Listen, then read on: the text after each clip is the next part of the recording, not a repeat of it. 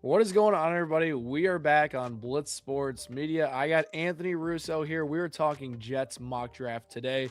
All 7 rounds on our website here at Blitz Sports Media. Anthony, how you doing today? And what do you think the Jets are going to be looking at here in the draft? I'm good, man. Thank you for having me. Appreciate you having me come on and talk about the Jets, as hard as that may be sometimes. Um, but no, I mean the Jets have a lot of options. I mean, if you kind of just look at one the state of the roster as a whole at the end of last year was pretty barren. A lot of room for improvement across the board. But you kind of see what they did in free agency. They sort of I think the best way to describe it is a lot of raising the floor kind of moves, right? Like just Yep. trying to get guys in the room, guys on the roster that can just be quality starters or contributors and just help the team just win more football games, as sort of simplistic as that sounds. So the Jets have kind of created a scenario where they can go multiple different directions. They obviously have 4 picks in the top 50. So there's a lot of different ways that this draft could fall for them, I think. Yeah, and they went with an interesting strategy this offseason. They went veteran heavy in a lot of their free agent moves with the cap space they have. It almost feels like they're trying to patch up some things before a lot of this youth movement takes place through this draft class. And I think having these veterans could potentially help a lot of these players out and develop, in different ways. I know they aren't the same players they once were and may not have the best production on the field these days, but I think it does go a far way when you have those guys in the locker room showing these guys how to be a pro. So let's hop right into this. Let's pull up this mock draft right here and get this layout going. So, as you can see, right, obviously the Las Vegas Raiders are going one and Fernando Mendoza. And if you guys haven't checked out our mock draft, 7 rounds, trades for free. You get player profiles. You look at Arvell Reese, right? What are your thoughts on kind of where they could go here with pick two? Yeah, so I think really this pick comes down to two people at this point. I think Arvell Reese is one of them. I think David Bailey is potentially the other one. And even that I feel like it's kind of an outside shot at this point. The main goal I think really is just to get, high level, potential Pro Bowl, all pro caliber players on the defensive line and in the trenches, that can be impact players for Aaron Glenn's defense.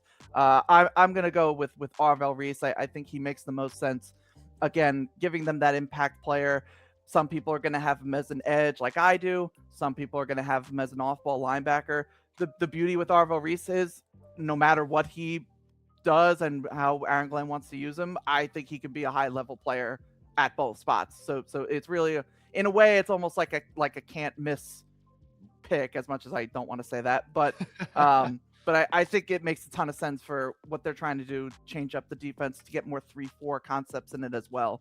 Yeah, So I think Arvell he Reese gives makes a them a ton lot of of sense. versatility there. Like he if, Yeah. whether they go the linebacker route, the edge route, or they play him at both consistently. I mean, they're going to use the second overall pick on this guy. I'm sure he's going to play a lot more edge than he does at a true linebacker position, and he's an athletic player to where he can make that work. I'm interested to see his transition to potentially, like, if he does go full-time edge, how that looks for him. But the guy's an absolute stud. The production at Ohio State speaks for itself. The showing at the combine showcases how versatile he could truly be at the NFL level. The Jets just need talent like that on the defensive side of the ball. And what helps, they got the 16th pick here. And, looking at this thing and kind of how the board fell for us, Jordan Tyson's gone, Spencer Fano's gone. You got some corners, some secondary guys all gone here. And you're looking at pick 16 with some of these guys available. You know, Based on this list, who are you looking at? And if there's a guy not on this list right now that they may target, let me know. Yeah, so I mean, I think position wise, I think wide receiver is sort of the position that the Jets would be looking at the hardest here. I think wide receiver 2 is really their biggest need at this point, and it honestly really doesn't even feel close.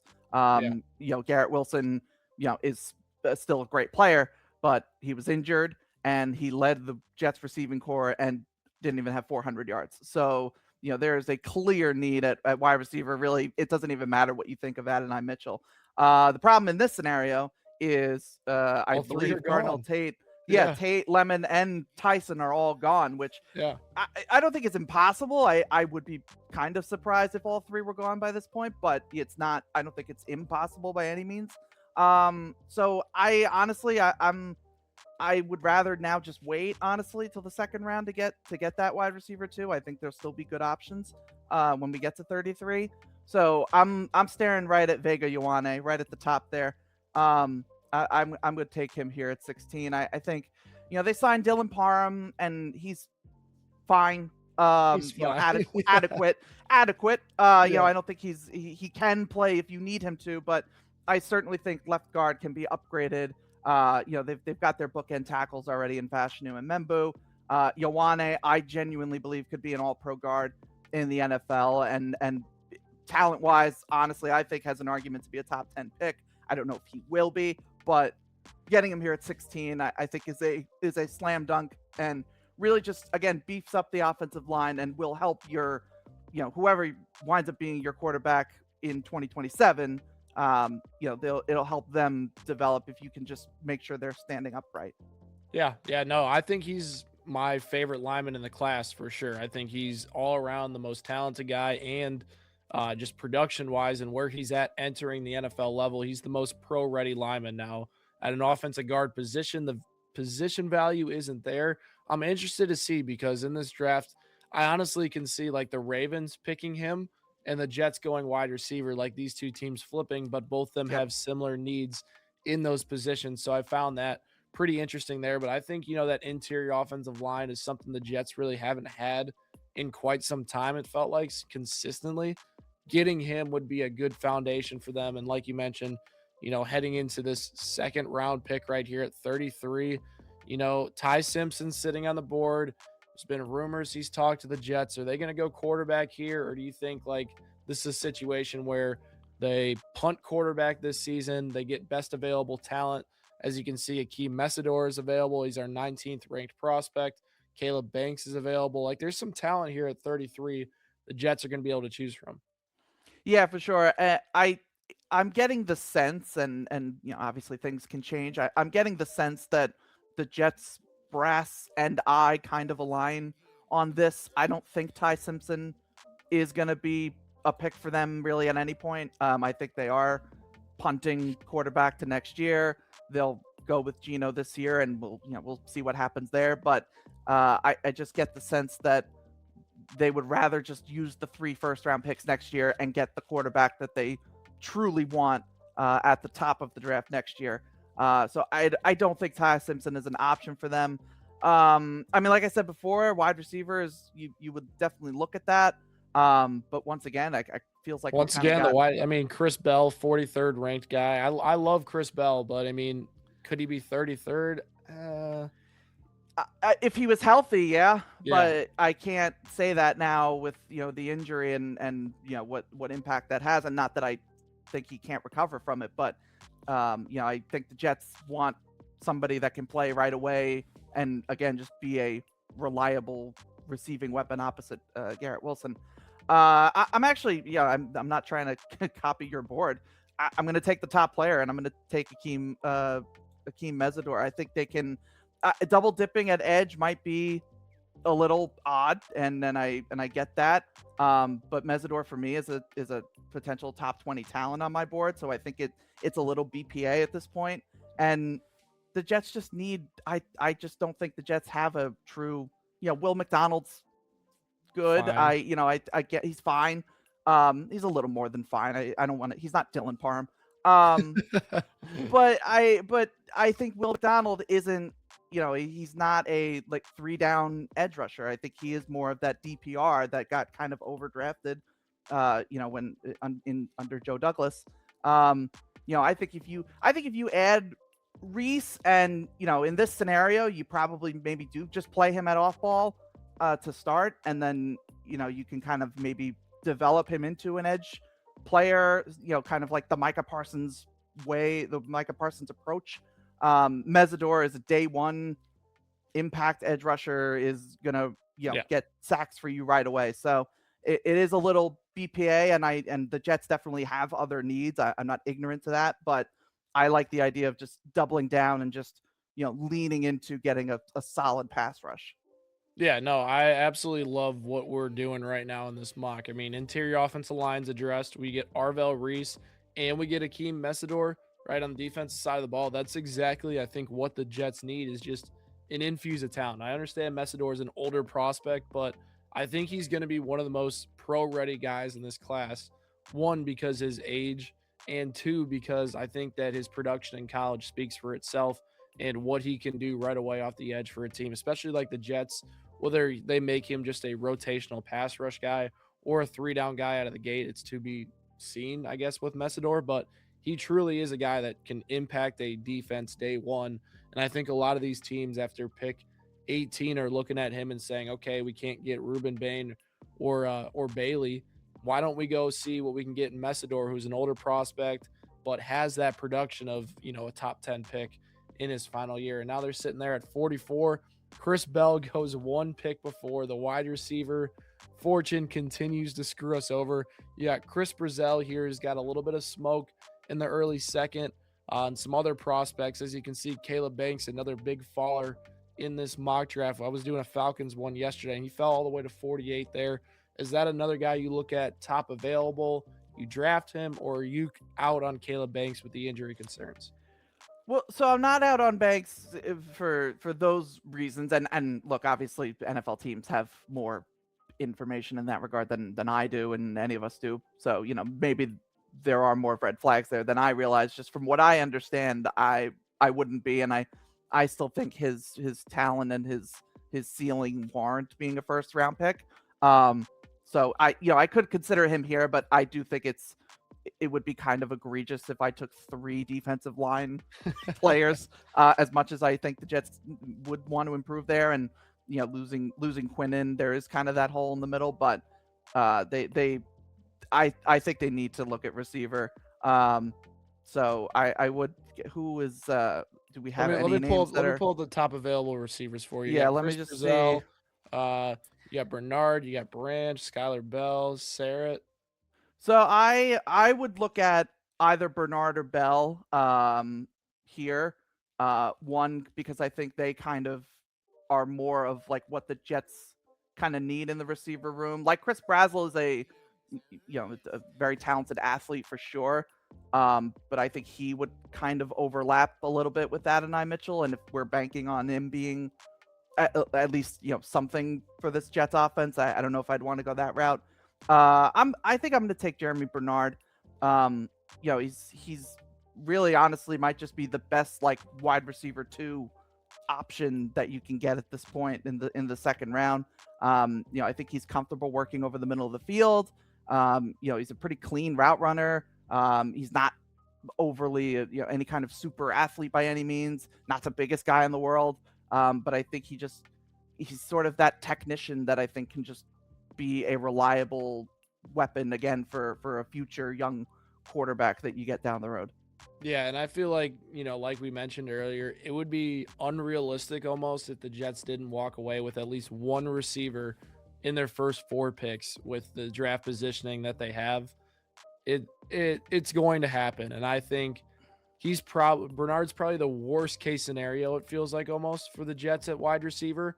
And fortunately for us, we got a loaded defense now with our defensive line, and we were able to add 2 offensive playmakers, but it almost feels like wide receiver for the Jets is a lock within the first 4 picks with the guys available. Now we're sitting here at 103. I don't understand how Treydon Stukes is still available. You got Dalen Everett, Bryce Lance in here, Michael Trigg, can't jump at all anymore, and some other players mixed in here as well. Are there any guys that stand out to you that can help the Jets? Yeah, so I think all 3 of those guys you just mentioned in one way or another could be options here. You'll learn this about me. I am the ultimate Bryce Lance fan in America, probably. I love him, and I would, if this were just what would Anthony do mock draft across the board, Bryce Lance probably would have gone top 50. So I am very tempted to take him here. But I do think the Jets need to address the back end, and it is hard. To your point, I think Treydon Stukes being here is a little egregious. So I'm gonna take him here, and listen, maybe he kind of overlaps a bit with Minka as sort of a nickel slash safety kind of guy. Yeah, I thought it was interesting. Minka kind of made it seem like he was going to play a lot more nickel for the Jets. So we'll see how it plays out. But either way, safety has been an issue for the Jets for years now. So whether it means taking Stooks here and you do put Minka back, at the safety spot, or you have Stooks play safety. Either way, I think just that kind of infusion of some versatility on the back end and some just size and ball skills on the back end. I think trading Stooks is a really solid value to get on early day 3.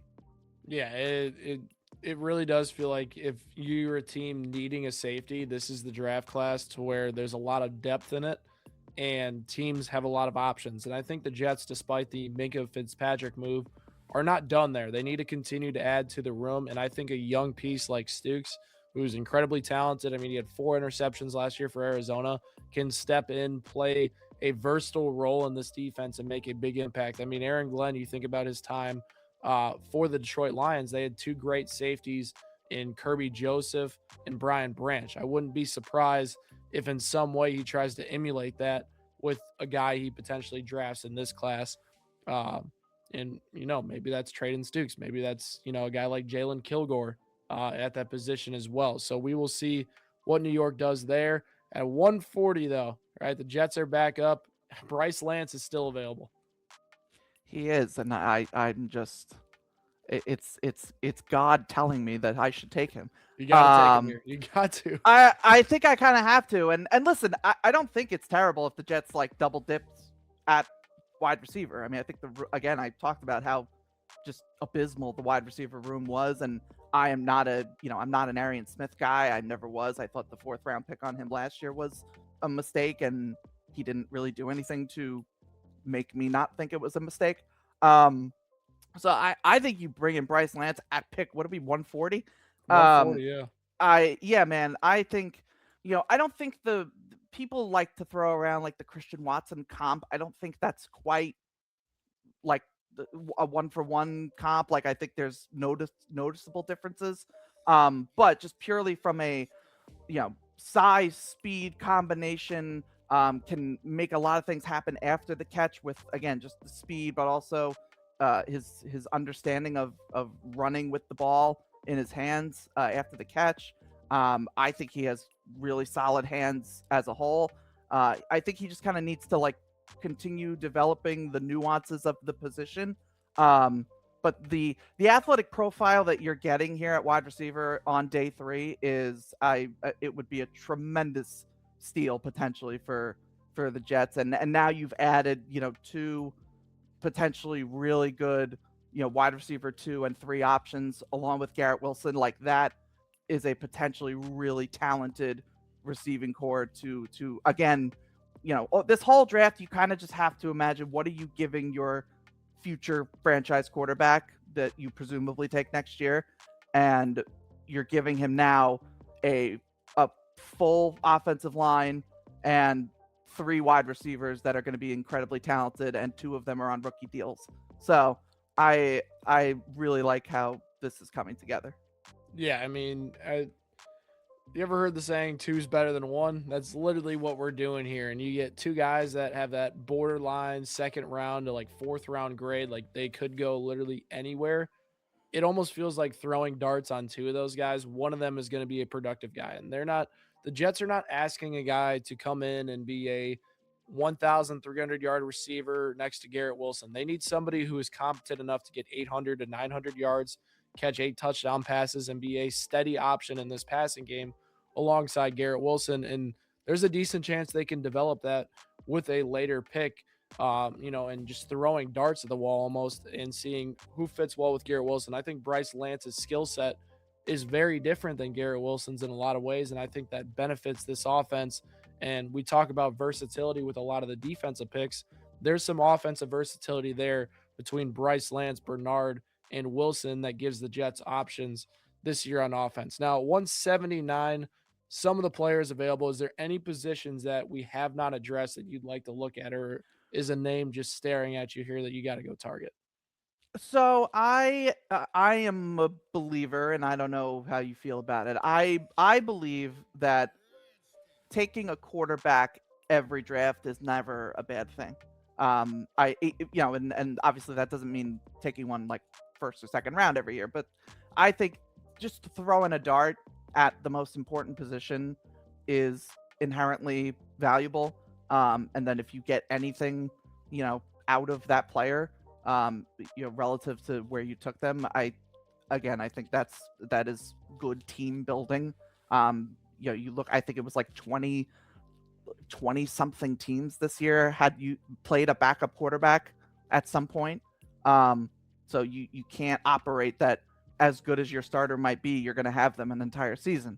You got to be able to win games with a backup and even potentially a third or fourth string option, as we saw with quite a few teams. So I think quarterback should be. I think the Jets should take a quarterback. Unfortunately, we've seen them have to resort to third and fourth string quarterbacks multiple seasons in recent years. And so the one I'm looking at here is the guy who's on top. That's Cade Klubnik. I've had a bit of a journey with Cade Klubnik. He was my QB1 coming into the season. He is very much not now. But here at 179, I think he still has enough talent to justify the pick. I again had a very rough year. The entire Clemson team had a rough year, but I still think he's a good athlete. I still think he can make plays outside the pocket. I think he has a good arm, nothing amazing, but I think he's a guy that you can develop into a decent backup option. And I mean, right now the Jets are looking at Brady Cook, who I think proved he's very far away from being any kind of starter. So at least get Klubnik in there, and he'll again compete with the Brady Cooks of the world to be the backup or the third string guy. Gino will be the starter, but if Cade Klubnik turns into any kind of quality backup, maybe even a starter down the road in spot situations, that's a good use of pick 179.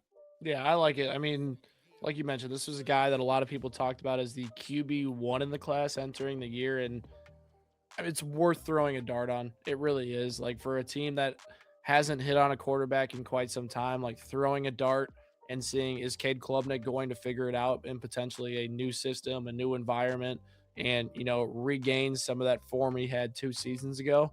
That's a question that I think a lot of NFL teams are going to be sitting in the fifth to seventh round and saying, can we pick Cade Klubnik and can he develop into what he was? And I think Drew Aller is in a similar situation too, and he's going to go a little bit earlier than Klubnik. So interesting one there. In the seventh, we got some options here. Is there any other positions that you like targeting for the Jets? Yeah, so I think they can use depth at least at a couple of the other offensive skill positions. I would say running back and tight end could certainly be day 3 options for them. Obviously there's the whole saga that's been with Breece Hall. They still have Braylon Allen, but even still, I think you could definitely throw a day 3 pick on a running back and potentially find some late round value there. We've seen it time and time again where day 3 running backs pan out, and I do think tight end as well would be an option for them to kind of let them run a little more 12 personnel with Mason Taylor, who I think is a really good player. I'm kind of just going through the names that popped up. You know what? I'm gonna go running back because I saw one of my guys, if you will. That's Robert Henry Jr. at out of UTSA there.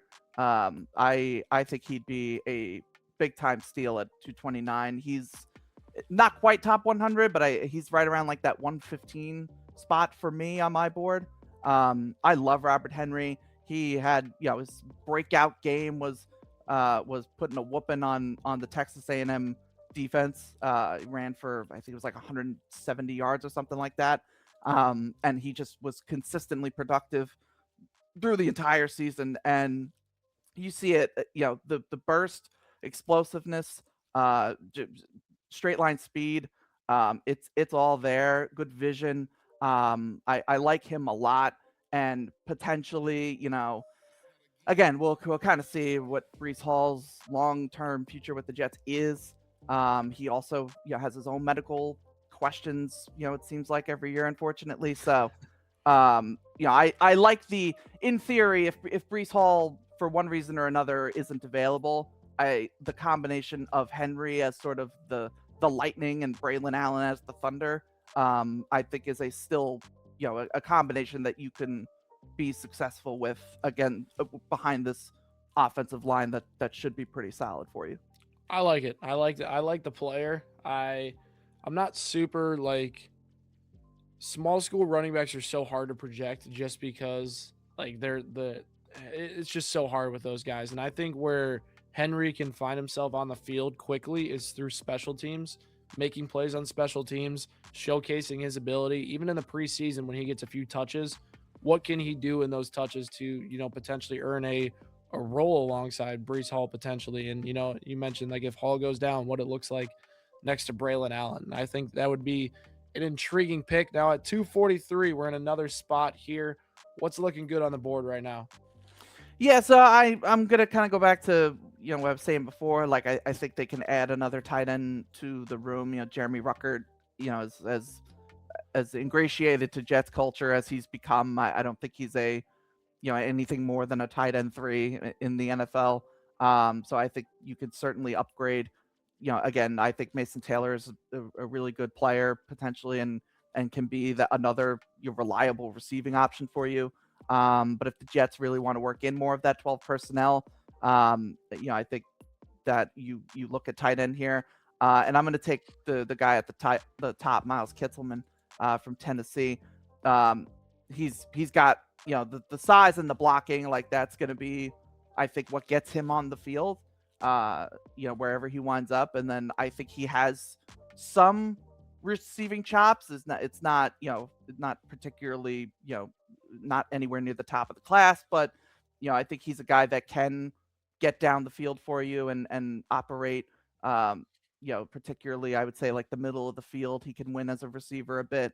But I think Kitselman is going to come in, be a special teams and tight end 2-3 blocker kind of guy that can then earn more snaps. But we're picking at 243 here. You're at this point you really are just looking for like guys that can get on the field and have a reason to be on the field.